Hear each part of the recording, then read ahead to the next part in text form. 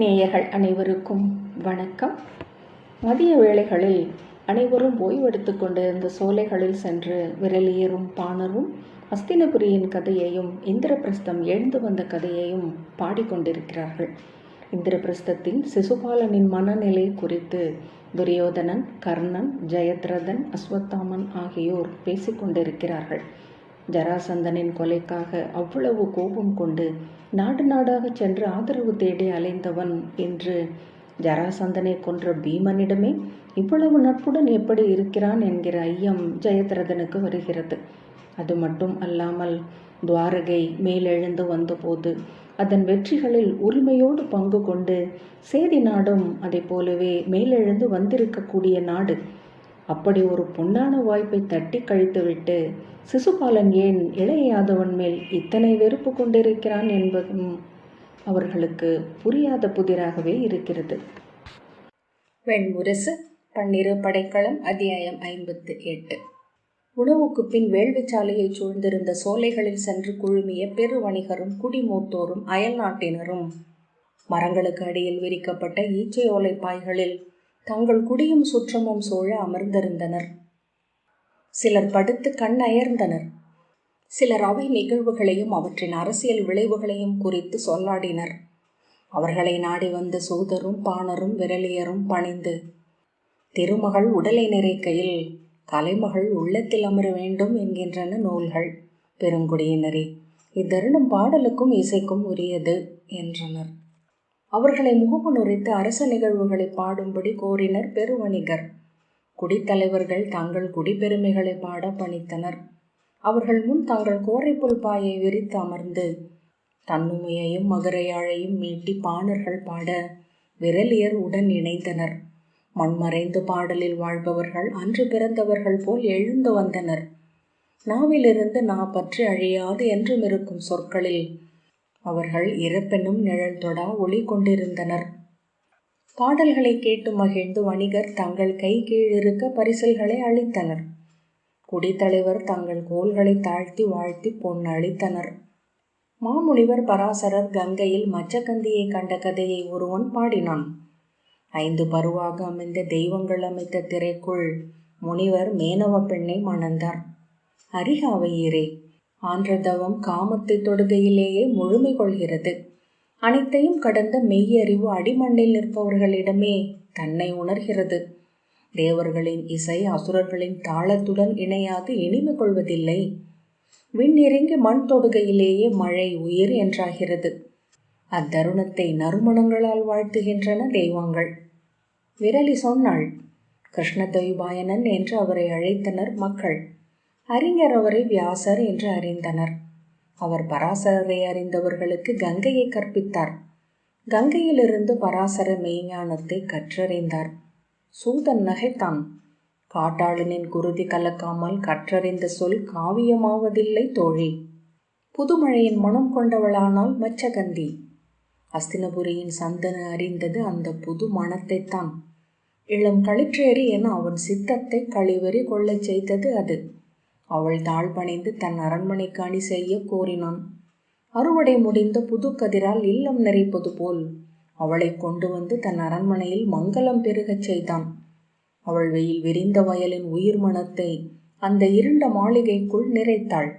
அவன் பாலையில் அலைந்த களிறு குளிரூற்றின் அருகிலேயே தங்கிவிடுவதைப் போல அவள் அருகிலேயே இருந்தான். தேவவிரதன் தந்தைக்கென அழியா காமவிலக்கு நோன்பு பூண்ட கதையை பிரிதொரு இடத்தில் பாடிக்கொண்டிருந்தனர். தந்தையின் காமம் பெருகுமென்றால் மைந்தர் ஈடு செய்வார்கள் என்பதை யயாதியின் கதையில் இருந்தே அறிகிறோம் அல்லவா என்றான் சூதன். விரலி, ஆனால் காமம் கொண்டவன் உள்ளத்தில் உறையும் விளக்கையும் விளக்கு கொண்டவனுள் கரந்திருக்கும் காமத்தையும் எவர் அறிவார் என்றாள். நான் சொல்லாத சொல்லால் தான் இங்கு அனைத்தும் புரிந்து கொள்ளப்படுகின்றன தோழி என்றான் சூதன். அவை அமர்ந்தோர் நகைத்தனர்.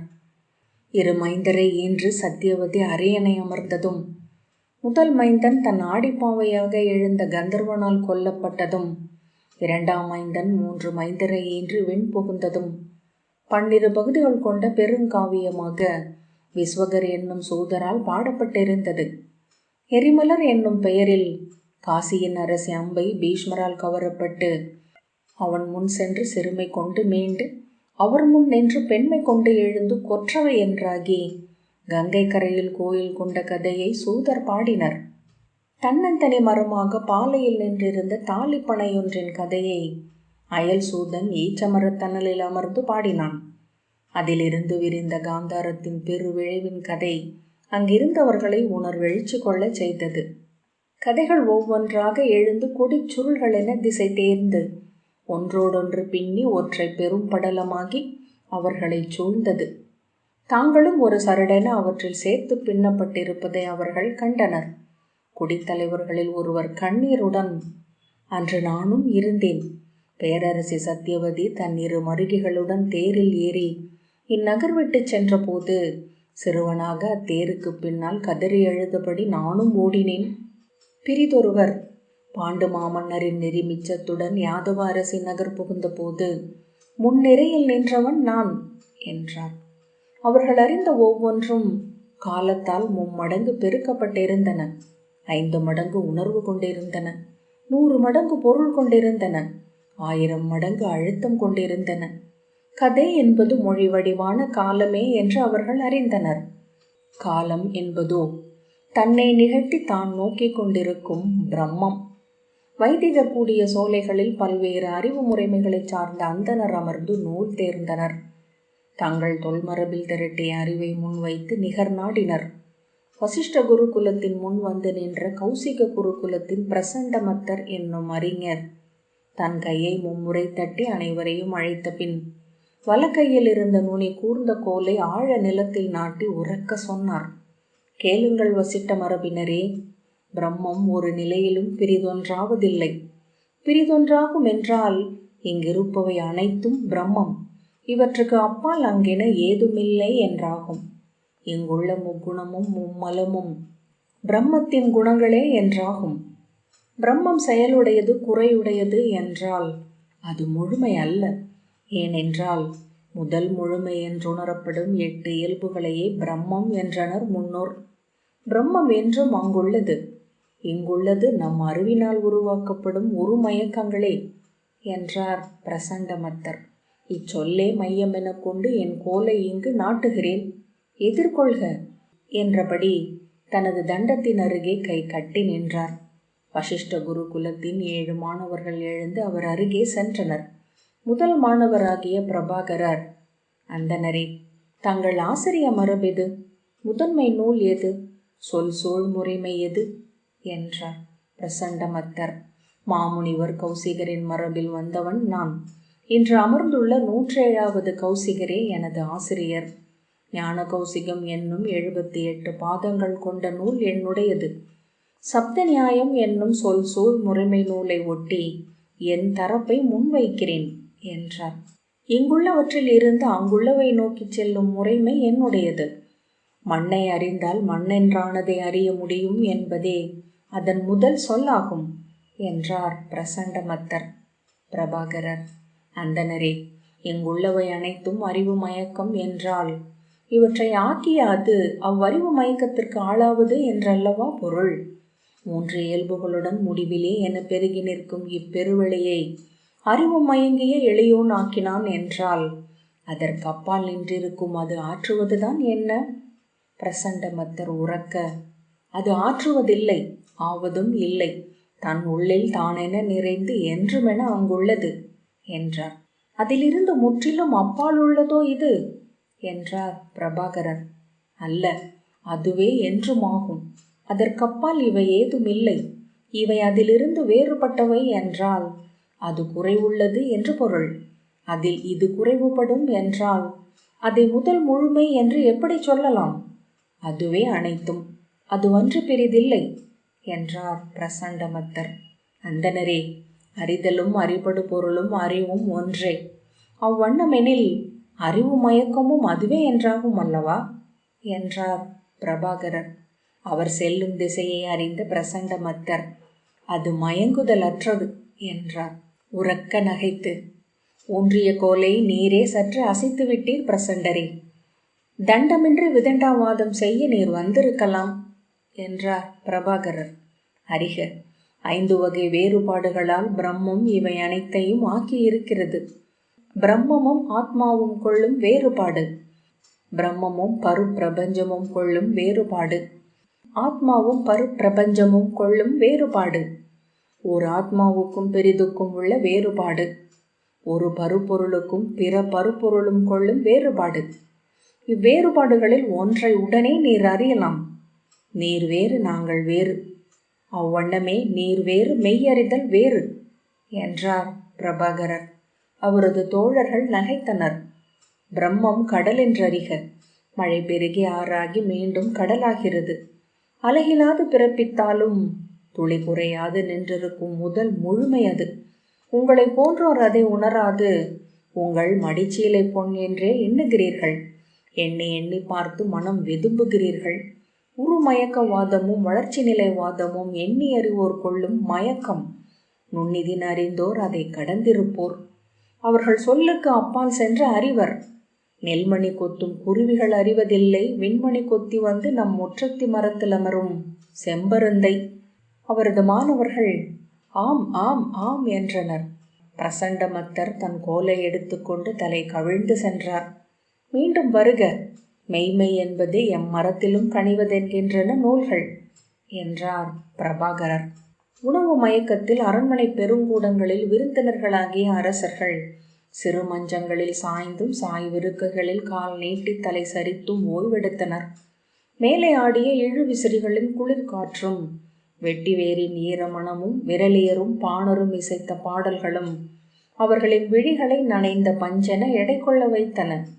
அரை துயிலில் ஒவ்வொருவரும் தாங்கள் ஏற்றிய ராஜசூயத்தில் சத்ராஜித்துகளாக வெண்குடை சூடி அமர்ந்திருந்தனர். அம்மலரும் அவர்களின் முகங்களை இனியதாக்கியது. மஞ்சத்தில் இருகச்சேக்கை தலையணைகளின் மேல் கை மடித்து கால் நீட்டி அமர்ந்து அரவண விரலி பாடிய இசையை விழிகளால் கேட்டுக்கொண்டிருந்தான் துரியோதனன். அவன் அருகே கர்ணனும் ஜெயத்ரதனும் அஸ்வத்தாமனும் அமர்ந்திருந்தனர். பின்னால் துச்சகனும் துச்சரனும் துர்மதனும் இருந்தனர். பர்ஜன்யபதத்தில் அர்ஜுனனை மண்ணுக்கு வரவேற்க எழுந்த 10,000 விண்விற்களை பற்றி விரலி பாடிக்கொண்டிருந்தாள். ஒவ்வொரு பனித்துளியும் 7 வண்ணம் சூடியது. ஒவ்வொரு மலரும் பனித்துளி சூடியது. வண்ணத்து பூச்சிகளின் இறகில் சிட்டுக்குருவிகளின் மென் தூவிகளில் ஏறி கந்தர்வர்கள் மண்ணில் பறந்தலைந்தனர். விண்ணிறங்கிய ஒளி நீர் சரடுகளின் ஊடாக தேவர்கள் மண்ணுக்கு வந்தபடி இருந்தனர். அவர்களின் உடல் ஒளியால் வெயிலின்றியே அனைத்தும் மிளிர்ந்தன. அரை நாழிகை நீண்ட பேரிடி ஒன்று அப்பகுதியைச் சூழ்ந்து அனைத்து பாறை பரப்புகளையும் ஈயின் இறகுகள் போல அதிர வைத்தது. அனைத்து விழிகளையும் வெண்குருடாக்கிய மின்னல் 1000 முறை துடித்தமைத்தது. பின்னர் செவிகளும் விழிகளும் மீண்டபோது அவர்கள் மண்ணுக்கு வந்த இந்திர மைந்தனின் அழுகையை கேட்டனர். கர்ணன் சற்றே சரிந்து துரியோதனனிடம், கதைகளை உருவாக்குவதில் இவர்களுக்கு இணை எவருமில்லை. 1000 சரடுகளால் இடைவிடாது பின்னிக் கொண்டிருக்கிறார்கள். நம்மை அறியாமலேயே நாமும் கதைகளாகி விடுகிறோம் என்றான். இப்போது இவை எளிய முடைவுகள். நாளை நாம் அறியாமலேயே இறுகி இரும்பு கோட்டைகளாகிவிடும். அஸ்வத்தாமன் புன்னகைத்து, மண்மறைந்தோர் கதைகளின் கோட்டைகளுக்குள் சிறையிடப்பட்டிருக்கிறார்கள் என்று சூதர் சொல்லுண்டு என்றான். இந்நகர் முழுக்க கேட்டேன். பாண்டவர் ஐவரின் திசை வெற்றிகளை பற்றிய பாடல்கள் மட்டுமே இங்கு ஒலிக்கின்றன. எளியவனாகிய நகுலன் கூட கிழக்கே சென்று 108 கீழே நாடுகளை வென்று வந்ததாக சூதர் பாடிக்கொண்டிருந்தார். காமரூபத்தை சுற்றி 108 நாடுகள் இருக்கும் செய்தியையே அப்போதுதான் அறிந்தேன் என்றான் ஜெயத்ரதன். அவை வெற்றிகள் அல்ல, ராஜசூயத்தை ஒப்பி அளிக்கும் கொடைகள் மட்டுமே என்றான் துச்சகன். ஆனால் அவை வெற்றிகள் அல்ல என்று இச்சூதர்களிடம் யார் சொல்வார்கள்? இவர்கள் சொல் என்றும் நிற்பது. அதை வெல்ல வாழால் இயலாது. கர்ணன். அர்ஜுனன் வடக்கே பனிமலை அடுக்குகளில் இருந்த நாடுகளை வென்றான். பீமன் நடுநாடுகள் அனைத்தையும் வென்று மேற்கு எல்லை வரை சென்றான். அபிமன்யு கூட மச்சர் நாடுகளை வென்று ஆணிரை கொண்டு வந்திருக்கிறான் என்று ஜெயத்ரதன் சொன்னான். இப்பாடல்கள் அளிக்கும் செய்தி ஒன்றே, இந்திரபிரஸ்தம் பாரதத்தை வெல்லும் ஆற்றல் கொண்டது. கர்ணன். வெல்லக்கூடும் என்னும் அச்சம் போல வெல்லும் படைக்கலம் வேறில்லை. சூதர்கள் வாழும் வேலும் ஆக்கும் கொல்லர்களை விட திறன் வாய்ந்தவர்கள். சூதர்களை வெல்லும் வழி ஒன்றே, மேலும் சூதர்கள் என்றான் அஸ்வத்தாமன். நாம் அஸ்தினபுரியில் ஒரு அஸ்வமேதத்தை நிகழ்த்துவோம். பாரத வருஷத்தின் அரசர்களை அங்கு அணிவகுக்கச் செய்வோம். 1000 சூதர்கள் இதை பாடினர் என்றால் 10,000 சூதர்கள் அதை பாட வைப்போம். ஜெயத்ரதன், அங்கு ராஜசூயம் என்றால் முதல் வில்லென வந்து நிற்க வேண்டியது இந்திரபிரஸ்தத்தில் இருந்துதான் அல்லவா என்றான். ஏன் வராது? எந்த மூதாதையர் ஆணையால் அஸ்தினபுரியின் அரசர் இங்கு வந்திருக்கிறாரோ அந்த மூதாதையர் அப்போதும் இருப்பார்கள் அல்லவா? பீஷ்மர் வந்து ஆணையிடட்டும், தருமன் வருவார் என்றான் அஸ்வத்தாமன். சினம் கொண்டு திரும்பி, வரவில்லை எனில் படை கொண்டு அவனை இழுத்து வருவோம். அஸ்தினபுரியில் ராஜசூயமும் அஸ்வமேதமும் நடக்கும். இது என் சொல் என்றான் கர்ணன். ஜெயத்ரதன், அதை பீஷ்மர் மட்டும் முடிவெடுக்க முடியாது. இந்திரபிரஸ்தத்திற்கு இறைவன் இளையாதவன். இந்திரபிரஸ்தம் அடைந்த இப்பெரு வெற்றி இவர்கள் திரட்டி வைத்திருக்கும் இப்படைகளால் ஆனதல்ல. ஒழியா கருவூலமும் யவனர் படைக்கலமும் கொண்ட துவாரகையின் யாதவ பெருந்தரல் அடைந்த வெற்றி இது. பாரத வருஷத்திற்கு மேல் தனது செங்கோலை நிறுத்த விழைகிறான் இளையாதவன் என்று ஜெயத்ரதன் தொடர்ந்தான்.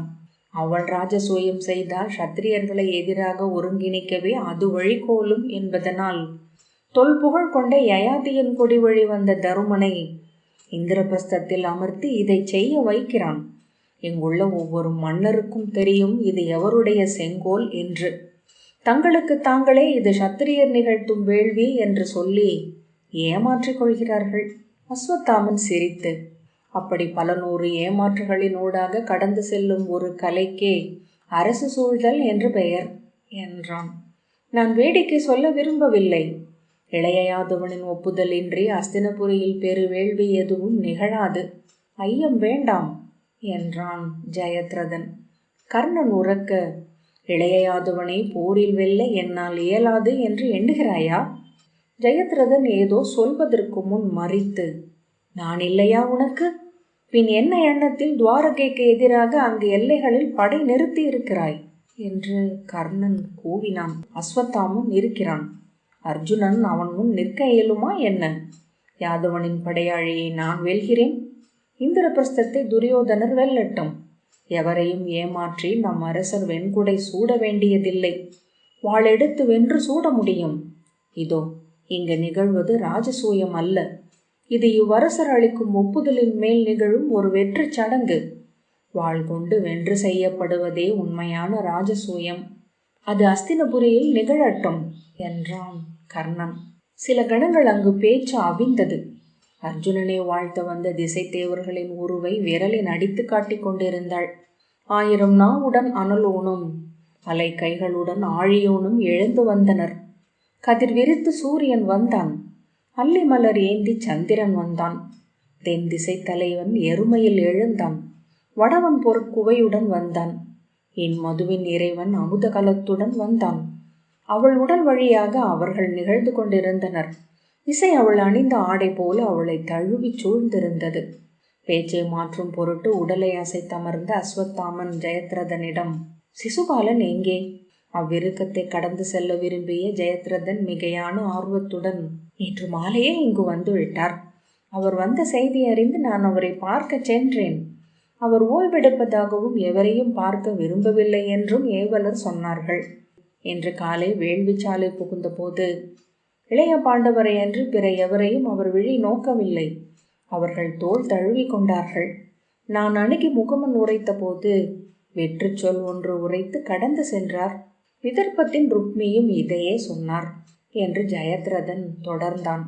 அவரையும் அவர் தன்னருகே அணுக விடவில்லை.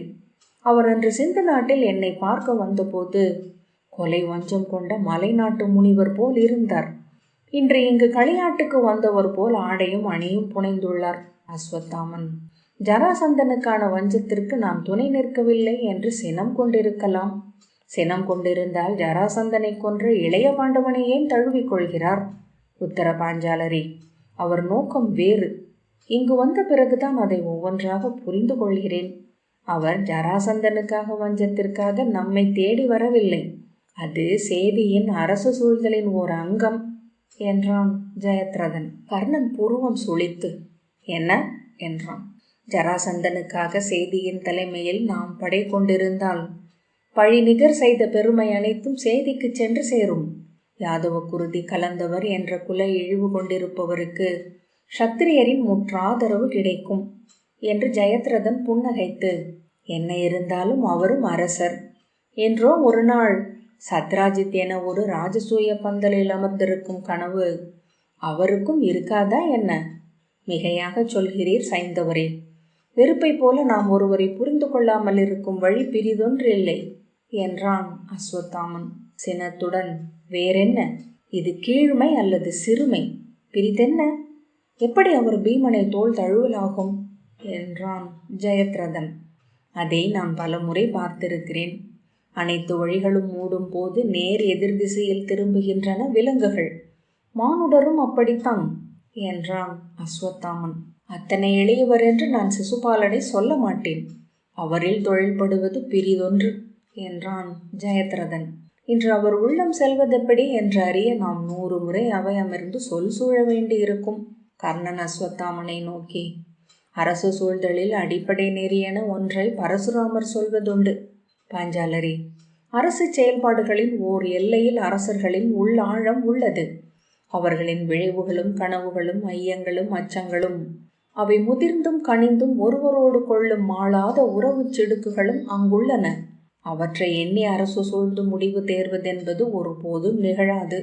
ஆகவே இந்த எல்லைக்கு வர வேண்டும். இங்குள்ளது அரசுகளின் வல்லமைகளும் விளைவுகளும் வாய்ப்புகளும் மட்டுமே. அவை பரு உருவானவை, கைக்கு சிக்குபவை. அவற்றை கொண்டு மட்டுமே புறவயமான அரசு சூழ்தலை நிகழ்த்த முடியும். நாம் அறியாதவற்றை பற்றி எண்ணி உளவு செய்ய வீணடிக்க வேண்டியதில்லை. அவ்வறிய ஆற்றல்கள் நாம் அறிந்தவற்றில் வெளிப்படுகையில் மட்டும் அவற்றை கையாள்வோம் என்று கர்ணன் சொன்னான். சிசுபாலனின் உள்ளம் எங்கு செயல்படுகிறது என இங்கிருந்து நாம் எண்ணி முடிவெடுக்க முடியாது என்றே நானும் உணர்கிறேன்.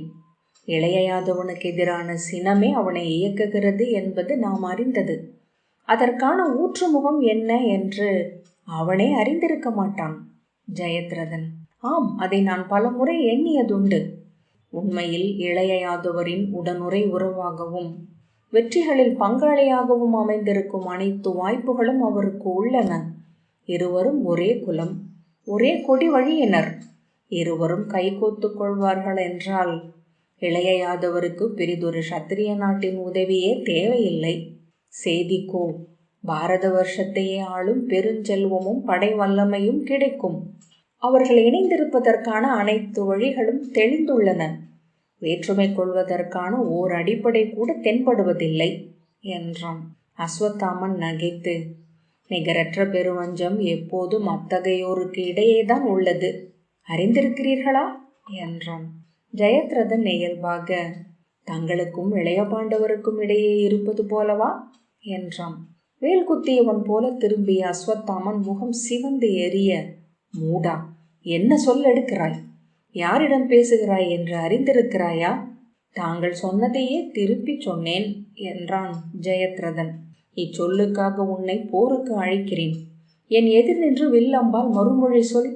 இல்லையேல் உன் நெஞ்சு பிளந்து குருதி அள்ளி என் முகத்தில் பூசிக்கொள்வேன் சிறுமையாளனே. அஸ்வத்தாமன். துரியோதனன் எழுந்து, போதும் சொல்லாடல், இது பூசலுக்கான இடமல்ல என்றான். ஜெயத்ரதன் தணிந்து, பொறுத்தருளுங்கள் உத்தர பாஞ்சாலரி, சூதர் சொல்லில் வந்த ஒன்றை சொன்னேன் என்றான். அஸ்வத்தாமன் மெல்ல உருமியபடி பார்வையை திருப்பி கொண்டான். மீண்டும் அங்கு சொல்லின்மை ஊறி நிறைந்தது. கர்ணன், இன்றென்ன நாம் அனைவருமே நிலையழிந்து அவைக்கு வந்திருக்கிறோமா? எதை பேசினாலும் உச்சத்திற்கு செல்கிறோம் என்றான். நாம் பேசாமல் இருப்பதே நன்று. எவருள் எவர் இருக்கிறார்கள் என்று தெரியாமல் எப்படி சொல்லாடுவது என்றான் ஜெயத்ரதன். அஸ்வத்தாமன் எழுந்து நடந்து வெளியே சென்று மறைந்தான். அவன் செல்வதை அவர்கள் நோக்கி இருந்தனர். துரியோதனன் அதை அறிந்தது போலவே தோன்றவில்லை. கர்ணன் ஜெயத்ரதனிடம், மனிதர்களை தெரிந்து கொள்வதில் முதன்மையானது இது. அவர்கள் முற்றிலும் வெறுக்கும் ஒன்று, ஒருபோதும் ஒப்பாத ஒன்று, தங்களுக்கு தாங்களே கூட அவர்கள் சொல்லிக்கொள்ளாத ஒன்று அவர்களுக்குள் எங்கோ இருக்கும். அதை அறிந்து பின் முழுமையாக மறந்தால் மட்டுமே நாம் அவர்களிடம் அணுக முடியும். ஜெயத்ரதன் சிரித்து, மூத்தவரே, தங்களிடம் அவ்வாறு எது உள்ளதென்று தாங்களே சொல்லிவிடுங்கள். நானே எக்காலத்திலும் அதை கண்டறிய போவதில்லை. தங்களுக்கு என்மேல் சினம் வர விழையவும் இல்லை என்றான். கர்ணன் சிரித்து அவன் தோளை மெல்ல தட்டினான்.